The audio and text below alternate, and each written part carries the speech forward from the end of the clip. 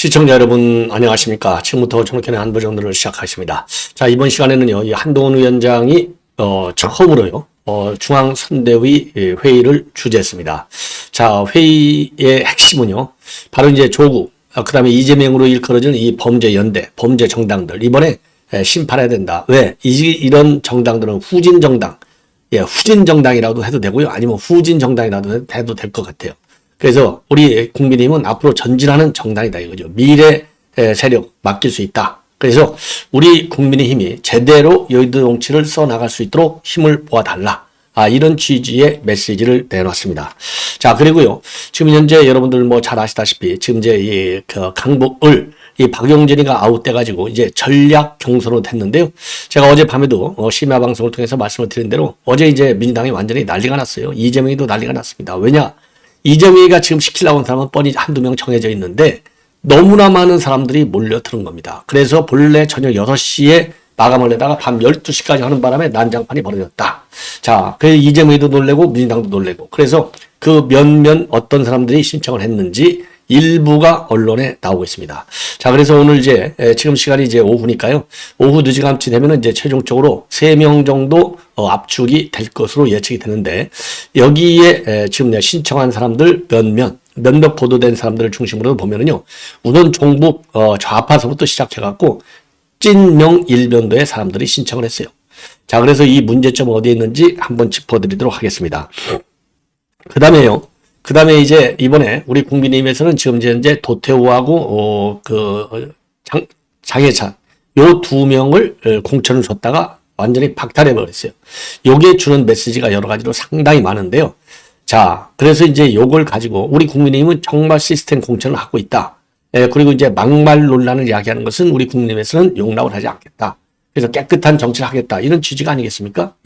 그야말로 국민에게 선 보이는데 조금도 오점이 없는, 인격적으로도 말이죠, 요런 거를 강조하, 즉 정치의 도덕성 회복의 일환이고 정치의 인격성을 좀 높인다, 이런 취지가 아니겠어요? 자, 그런데 여기에 대해서요, 이양승 교수, 전북 군산대 교수죠, 무역학과 교수인데 이분이 칼럼을 좀 써요. 그래서 이제 뉴델리에다도 쓰고 뭐 여러 매체에 쓰고 있는데, 지금 이 이양승 교수가 지금 이제 최보식 언론에 밝힌 입장문이 되겠습니다. 자, 이분이 이제 호남 사람이거든요. 그런데 저도 주변에 제 호남 친구들도 많고 지인들도 많은데, 호남 쪽에서 보수의 색깔을 가지고 있는 분들은 굉장히 강한 보수의 색깔을 갖고 있는 분들이 상당해요. 제 주변 보면. 근데 이양순 교수도 무지하게 강한 것 같아요. 그래서 도태우하고 장해찬을 다 잘라내면 도대체 누가 민주당하고 싸울 것이냐. 그래서 이제 흔히 이제 호남 민심, 중도 외연 이런 거를 핑계대서 두 사람을 잘라내는데 한마디로 웃기는 소리다. 호남 그렇지 않다. 전혀 영향 없다. 지금 대학생들 2030하고 우리 전통적인 보수하고 생각이 얼마나 다른지 당신들은 모르냐? 잘라낸 국민의힘만 손해본다. 이런 취지로 강한 반감을 표시하고 있습니다. 그래서 이러한 의견도 있다는 걸 참고적으로 여러분께 소개해 드리도록 하겠고요. 그 다음에 이제 안기령이 그동안에 이제 자기가 지금 이제 출마했는데 출마 지역이 어느 동인지도 모르고 그야말로 덤벙덤벙 지금 선거운동을 하고 해왔어요. 그래서 이게 무슨 동이냐 물어봤는데 무슨 동인지도 몰라갖고 지역 주민한테 야단도 맞고 지적도 받았잖아요. 근데 이번에는요, 공식적으로 선거법 위반 혐의가 발각이 됐습니다. 왜냐? 이미 여러분들 최재형 감사원장 판사 출신이고 말이죠. 감사원장까지 했는데도 공식 선거운동이 시작되기 전에는요, 마이크를 잡고 저를 지원해 주시오 하면 걸려요. 이게 선거법 위반입니다. 그런데 지금 이 안기령이는 자기 이제 민주당 그런 게 선거복장에서 마이크까지 잡고 나를 찍어달라, 나를 지지해달라, 지원해달라 해가지고 지금 난리가 났습니다. 한 번 센 족박은요, 영원히 샌다. 요거를 보여주는 사례가 아닌가, 이렇게 생각이 들어요. 자, 그러면 맨 먼저요, 이 한동훈 위원장의 오늘 지금 이제 중앙선대위, 이번에 이제 처음이에요. 총괄선대위원장으로서 첫 회의를 주재했는데요. 이번에요, 이제 후진 민주당 세력, 이 대한민국을 후진시키는 일은 절대 일어나지 않도록 막아내겠다. 그래서 우리 국민의힘은 대한민국 미래를 위해서 전진하는 정치 개혁 정당이다. 그리고 민주당은 대표의 배우자 비서를 갖다가 한 후보까지, 즉 권양엽이죠, 기어코 공천하는 이재명 대표의 사당이지 더 이상 공당으로 부를 수 없다. 그리고 민주당과 조국 통진당 후예들이 범죄 연대를 통해서 대한민국을 후진시키는 세력이라면 우리 국민의힘은 미래 세력 그리고 전진 세력이다. 그리고 이재명의 민주당은 벌써 153석 플러스 알파 샴페인을 터뜨리는데 이익동맹인 조국도 야권 200석을 입에 올리면서 국민을 조롱하고 있다고 비판하고 있습니다. 그러면서 이재명이는요, 임기 3년 남은 대통령에 대해서 해고하자라고 하면서 공공연히 탄핵을 위협하고 있고 정부와 국민의 힘을 향해서 겨우 한 줌 일한 것까지 비하하고 있다. 이재명의 민주당과 조국 통진당 후예들이 모인 후진 세력들의 탄핵 본색이 드러난 것이다. 저도 이거 다 여러분께 논평을 해드렸죠. 자, 이럴수록 우리 국민의힘은 더 국민 앞에서 겸손한 자세를 보이고 국민 마음을 얻기 위해 민생개혁, 정치개혁에 올인하자. 당연히 개혁을 해야죠. 특히 저는요, 민생과 정치개혁, 안보개혁도 필요하다. 아직도 말이죠, 이 안보, 지금 이제 이 문재인의 잔재들이 지금 남아있어요. 예. 그리고 이제 4.10 총선과 관련해서는요, 대한민국을 후진시키느냐, 전진시키느냐를 결정하는 선거인데, 거대 민주당이 장악한 국회를 심판하는 선거, 범죄자들이 뻔뻔스럽게 폭주하며 방탄해온 민주당 국회 독재를 심판하는 선거다. 국민은 정말 일하고 싶고 동료 시민, 나라의 미래를 위해서 간절히 일하고 싶다. 국민 일상에서 진짜 변화를 만들어내고 싶은 마음뿐이다. 이런 기조로 지금 이제 지지를 호소하고 났습니다. 여러분들 뭐 한동훈 위원장이요, 이 공통적으로 내놓는 메시지 중에 하나가 바로 뭐냐? 우리 일하고 싶다요. 일하고 싶다. 예, 일하고 싶으니까 다수당을 만들어 달라. 요게 아주 그야말로 이제 구구절절히 국민들에게 간곡히 당부하는, 일하려면 뽑아달라는 얘기죠. 그리고 지금 현재 범죄 연맹, 범죄 동맹 이거 반드시 깨야 되잖아요. 이 범죄 동맹이 그대로 가면 왜 깨야 되느냐? 자유민주주의와 법치주의가 흔들리기 때문에 깨야 돼요. 그리고 지금 이제 문재인 정권에서도 부채를 600조 이상 늘려놨잖아요. 민생 경제가 파탄되고 국가 재정 건전성이 완전히 깨져요. 더군다나 이재명은요, 문재인보다도 더 강한 포퓰리즘을 지지하고 있는 사람입니다. 그렇기 때문에 반드시 대한민국 전진을 위해서 이번 선거를 통해서 민주당과 이재명 그리고 조국을 심판해야 되겠다라고 하는 한동훈 위원장의 이 호소문은 상당한 설득력이 있다, 이렇게 보여집니다. 자, 이번에는 말이죠. 이번에는요, 지금 이제 이 민주당에서 지금 이제 이 정봉주, 죄송합니다. 예. 그렇죠. 정봉주 지역이죠. 예. 박용진 지역이죠. 박용진 지역이라고 해야 입이 이제 편안하게 돌아가는데 갑자기 정봉주 지역이라고 보니까, 예. 박용진 자리에 지금 이제 경선, 전략 경선을 진행할 예정으로 있습니다. 이러다 보니까요, 한 20여 명이 몰려들어가지고 어젯밤에 한밤중에 심야에 난장판이 벌어졌어요. 접수를 못해가지고. 예. 그래서 이거를 보면은요, 본래 이재명이가 생각했던 찐명 면등들만 딱 정리해서 경선 붙여갖고 손 털라고 그랬는데 이재명의 뜻대로 안 되는 거예요. 그러니까 이재명이 계속 망신당하는 거죠. 예. 계속 꼼수로 이 경선 장난을 치다가 걸려드는 거예요. 그러니까 이재명은 하는 짓마다 전부 망신스러운 짓만 하고 있는 겁니다. 자, 그래서 지금 이제 이게 어떤 사람들이 여기에 지금 이제 경선에 응하겠다고 입장을 내놨는지 이렇게 이제 한번 여러분께 살펴보도록 하겠는데요. 간략하게만 제가 말씀을 드리도록 하겠는데, 우선요, 대표적으로 거론되는 사람 중에 한 사람이 민변 사무총장을 지낸 조수진, 그러니까 여러분들 우리 국민의힘에 있는 동아일보 출신의 조수진이가 아니고 이거는 민변 출신의 조수진이가 되겠습니다. 자, 그래서 이 사람이요, 민변 출신의 조수진 변호사인데, 예, 요 사람이 이거 참 민변, 이거 뻔한 거 아니겠어요? 근데 이 사람은 정말 위험하다. 이런 사람 시키면 절대 안 돼요. 자, 이게 이제 요 사람은요, 유시민하고 친해요. 알릴레오 북스 진행자로 나와요. 이 유시민하고 같이 진행해요. 그러면서 이름을 좀 알렸다고 합니다. 요런 사람인데, 예, 제가 다양한 이 자료 화면을 보여주는 이유는 여러분들께서 사람이 이제 인물을 딱 평가할 때 저는 그렇게 생각해요. 첫인상이 굉장히 중요하다, 이렇게 저는 보거든요. 자, 그렇기 때문에 요 인상을 다양한 형태로 한번 분석해 볼 필요가 있다. 이런 차원에서 이렇게 이제 다양한 그 사진들을 보여주고 있는데요. 이 사람이 뭐가 문제냐? 이정희의 직계입니다. 이정희 뭐라고 그랬죠? 박근혜 전 대통령한테 내가 당신 떨어뜨리려고 나왔어, 그랬죠? 그리고 이정희는 종북 좌파 확실하죠? 이정희 남편이 변호사인데 요거는 종북 좌파의 뭐 원조격이나 마찬가지예요. 부부가 종북 좌파입니다.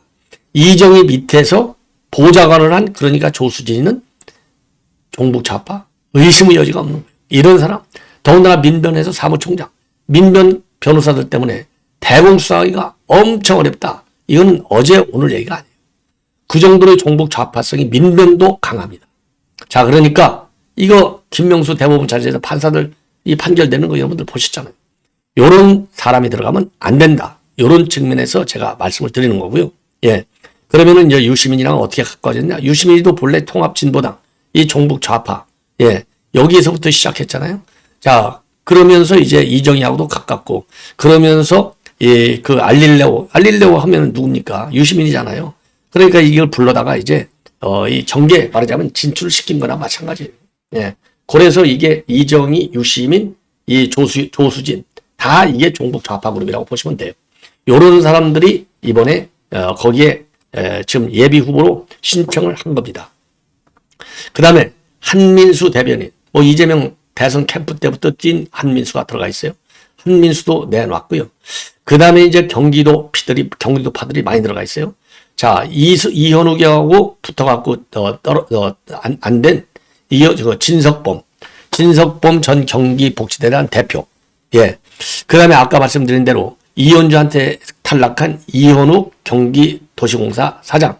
이런 경기도파들이 또 많이 도전장을 냈다고 합니다. 자, 그래서 말이죠. 이런 사람들 뭐 다 내가 이렇게 이재명과 가깝고 기여를 많이 했다. 이런 거를 강조하고 있다고 해요. 당연하겠죠. 예. 그래서 이제 문제는 뭐냐. 지금 이 박용진이도 여기에 출마 선언을 했어요. 나는 바보스럽지만 출마 선언해서 절차와 원칙을 지키겠다. 그러면서 30% 감점은 절대 용납할 수 없다. 이러한 입장을 내보였는데요. 자, 이거 당연히 30% 감점하죠. 예. 자, 그래서 전국 권리당원 70%, 지역 권리당원 30%를 합산해서 하려고 하는데 이렇게 20명씩이나 응모하게 된 것은요. 문제는 뭐냐. 어느 지역에서 출마든 간에 이 권리당원이 그 지역 권리당원만 해야 될 거 아니에요. 그런데 전국 권리당원이 70%나 돼요. 얼마든지 뒤집어질 수 있는 거예요. 그러니까 이재명이가 자기가 딱 시키고 싶은데 강북을 하고 직접 연구가 없어. 그러면 이번에 전국으로 딱 권리당원 넣으면 이 권양협이 그래서 당선시키잖아요. 똑같아. 예. 이러한 무리수를 두고 있는 이재명. 그리고 이재명의 측근들. 참 큰일 났습니다. 자, 이번에는요. 이양승 교수가 보고 있는 교수의 그 시각입니다. 도태우와 장해찬 아주 훌륭한 전사했다 이겁니다. 쉽게 얘기해서. 근데 이런 사람들을 갖다가 내치는 보수 바보들은 어디가 있느냐? 이거 바보들이라고 취급하고 있어요. 예.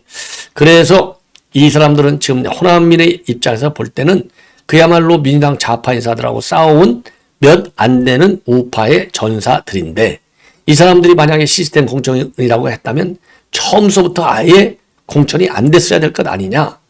그럼에도 불구하고 공천을 했다가 취소하는 걸 보면 이 시스템 공천이 제대로 작동되지 않은 거다. 불량했거나 아니면은 아예 이런 시스템 자체가 존재하지 않았거나 둘 중에 하나다. 시스템이 제대로 갖춰졌다면 제대로 이 결격사유들이 사전에 모니터링 되었어야 할 것이 아니냐. 그래서 이 도태우와 그 다음에 이 장해찬 후보 둘의 취소는 국민인 전체 공천의 의심을 불러오기에 충분하다. 그래서 특히 도태우 사퇴 요거는 후폭풍이 만만치 않을 것이라는 겁니다. 그래서 그 이후로 도태우 변호사는 친북 좌파로서 친북 좌파에 맞서 싸운 이들을 위해서 무료 변론까지 했는데 이런 사람들을 보호하지는 못할지언정 때려내치면 도대체 누가 나서서 좌파와 싸우겠느냐 이거예요. 그래서 좌파는 싸우는 사람들에게 보상이 가고 우파는 싸우는 사람들을 극으로 몰아서 내치니까 우파가 좌파만 만나면 빌빌거리는 이유가 바로 거기에 있다. 자, 그래서 주변에 한국에서는 야, 너 나서지 말라 이런 얘기가 나온다는 거예요. 그러면 자기가 이제 호남인이기 때문에 호남에 사는 사람의 입장에서 도태우 5.18 이 관련 문제 이거 호남인들 중에 지금 그렇게 5.18 생각하는 사람 전혀 없다는 겁니다. 자, 그리고 길을 막고 전라도 청년들에게 5.18 물어보면 이 사람들에게 5.18이라고 하는 것은 90년대 이제 X세대에게 6.25 묻는 거나 똑같다는 거예요. 전혀 그 당시 상황도 모르고 관심도 없다는 겁니다. 예. 자, 근데 이거를 갖다 들이대면서 도태우 후보를 잘라냈다? 이거 이해할 수 없다는 거죠. 그리고 호남에 사는 입장에서 더 솔직하게 말하고 본다면 여당의 총선 격정지는 호남이 아니고 영남이고 그중에서도 PK라는 겁니다. 여당이 PK 압승하고 전통적인 덕과 TK에서 압승하면 무조건 이긴다. 예, 그래서 전투력이 좋은 도태우나 장해찬 공천 취소, 그렇게 해서 보수당 정체성을 잃어버리고 전통적인 지지 기반까지 다 돌아서면 선거를 어떻게 할 것이냐. 예. 자, 그러면서요. 지금 문제는 뭐냐? 김어준이는 아무리 망언을 해도 진북 좌파들이 저렇게 떠받들어 키우지 않느냐. 좌파에는 있고 우파에는 없는 게 있는데 바로 우파에는 김어준이가 없다. 이제 보니 없는 게 아니라 아예 사람을 안 키우는 것 같다. 이렇게 지금 입장문을 내놓고 있습니다. 자, 그래서요. 지금 이제 이 도태우 변호사 그리고요. 이 장해찬의 경우 보수 패널도 자르라고 주문하는 걸 봤는데 아직 세상 물정 모르는 20대 나이에 했던 말들을 모두 찾아내 문제 삼고 있는데 그런 식으로 과거를 뒤져서 자르기 시작하면은 장해찬 다음은 누구냐? 과거 뒤지기 게임을 해서 누구는 봐주고 누구는 안 봐주고 그런도 시스템이 아니다. 예. 자, 그래서 제안을 하나 하고 있어요. 다시 또 공천 후보 적격 시비가 일면 그 지역구 선거를 오롯이 지역 구민들 심판에 따르겠다고 해야 한다. 그게 오히려 책임 있는 당의 자세고 공천을 취소할 만큼 중대한 사유였다면 공천 결정 전에 모니터링이 됐어야 그게 시스템 공천이다. 자, 시스템 공천과 관련된 이양순 교수의 발언은 뭐 상당히 일리가 있고요. 저도 그랬잖아요. 사전에 걸러내야 되는데 왜 못 걸러내갖고 이 난장판을 쳤느냐. 거기에 대해서 왜 책임지는 사람이 한 명도 없느냐. 제가 주장한 게 그거 아니에요. 최소한도 공관위원 자리를 내놓거나 아니면은 국민에게 죄송하다. 말은 해야 될 거 아니에요? 아무 말이 없어요. 아무 말이. 저는 그런 점에서 상당히 문제가 있다. 이렇게 보여집니다. 자, 그리고 도태우 변호사 둘 다 정말 싸워온 사람들 맞아요. 예. 그렇지만은 지금 이제 이 공관위에서 얘기한 국민의 눈높이 그리고 이제 민주당의 막말 퍼레이드, 막말 릴레이 요거에 손을 보기 위해서는 우리가 먼저 희생을 해야 될 것이 아닌가. 그런 점에서 요분들이 좀 희생을 당한 것이다. 그래서 유감스럽지만은요, 아무리 이제 10년 전이라 하더라도 이 인격과 인간성이라고 하는 것은요, 제가 보기에 한순간에 딱 정해지는 것이 아니고 오랜 생활을 통해서 정해지는 건데, 자, 이재명이 하는 짓을 보십시오. 이게 없어집니까? 우리가 아무리 비판해도. 자, 그래서요, 그런 점에서 여러 가지 각도에서 좀 검토한 결과이기 때문에 이제는 요 논란은 이제 더 이상 하지 않고 한동훈 위원장이 지금 비대위원회에서 얘기한 대로 전진하는 그러니까 이제 선거가 이제 얼마 안 남았잖아요. 그러니까 앞으로 계속 가야지 지금 이런 문제를 이제 지나가는 문제로 만들어야 될 거 아니겠어요? 예. 요 문제를 자꾸 꺼지만해서 네 말이 옳다, 내 말이 맞다. 요렇게 싸울 만큼 지금 여유롭지 못한 상황이 아니다. 예. 여유로운 상황이 아니다. 요렇게 저는 말씀을 드립니다. 자, 이제 안기령 얘기를 하겠는데요. 먼저 간단합니다. 요거 하면 제가 먼저 내용을 한번 먼저 말씀을 드리는 게 낫겠네요. 안기령이. 자, 안기령이가 말이죠. 지금 안기령 후보가 자기 지역구 행사 도봉갑에서 지금 돌아다니고 있어요. 당연히 선거운동 해야 되겠죠. 근데 선거운동 할 적에 이 그러니까 민주당 복장 안기령이라고 써있고 민주당 기호 1번 이렇게 써있는 걸 가지고서 마이크를 잡으면 안 되게 돼 있어요. 마이크 없이 그냥 육성으로만 지지를 호소하는 거에 돼야 되는데 마이크를 잡고 지지를 호소하는 겁니다. 그리고 마이크를 안 잡더라도요. 저를 찍어 주십시오. 이렇게 얘기하면 이것도 걸려요. 직접적인 지지 호소는 공식 선거운동 기간 중에만 하도록 되어 있습니다. 자, 그렇기 때문에 지금 이게 문제가 되는 겁니다. 마이크를 잡고까지 하는 거 이거는 분명하게 선거법 위반이 된다. 자, 그래서 말이죠. 요거는 데일리안에서 지금 단독 보도하고 있는 내용인데 지난 13일 날 창동의 어르신 문화센터에 갔어요. 여기에서 청춘만세 그리고 14일 날에는 쌍문 일동의 주민센터 노래교실 여기에 가서 한 이 행보가 결국 선거법 위반 행보가 된다. 예, 요렇게 지금 우리가 이 결론을 그렇게 이제 해석이 되는 일을 저지른 거가 되겠습니다. 자, 우선요. 자, 이거 노래교실 이게 다 있죠? 마이크를 붙잡고 지지를 호소하는 거예요. 요게 선거법 위반이 되는 것이고, 예.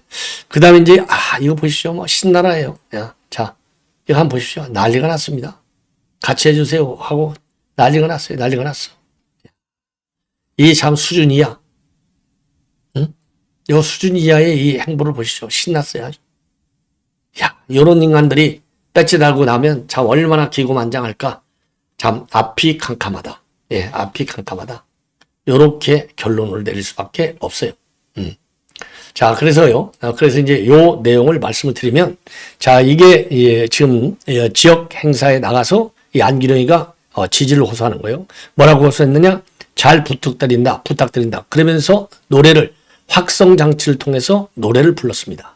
자, 그래서 공직선거법 59조 4호에 따르면은 이게 금지되어 있는 겁니다. 그래서 공직선거운동이 28일부터 시작되기 때문에 그때 그기 전까지는 육성으로 선거운동을 하지만 확성장치 사용은 철저히 금지되게 돼 있어요. 그래서 여러분들 잘 보시면 알지만 이재명이나 또 한동훈 위원장은 절대로 마이크를 쓰지 않고 육성으로만 하고 있지 않습니까? 육성으로만. 왜냐하면 2021년도에 그 당시 대선 후보였던 최재형 후보가 마이크를 이용해서 정격 모티를 반드시 이뤄내겠다라고 했다가 공직선거법 위반형으로 벌금형을 선고받은 바 있습니다. 그래서 이 공직선거운동이 시작되기도 전에 안기령은 일단 선거법 위반이 된다. 예. 그래서 이거를 꼭 고발하십시오. 그리고 선관위 반드시 이거는 법적 조치를 취해야 될 것이 아닌가 이렇게 생각이 듭니다. 자, 시청자 여러분 이것으로 본 방송은 마치겠습니다. 대단히 고맙습니다.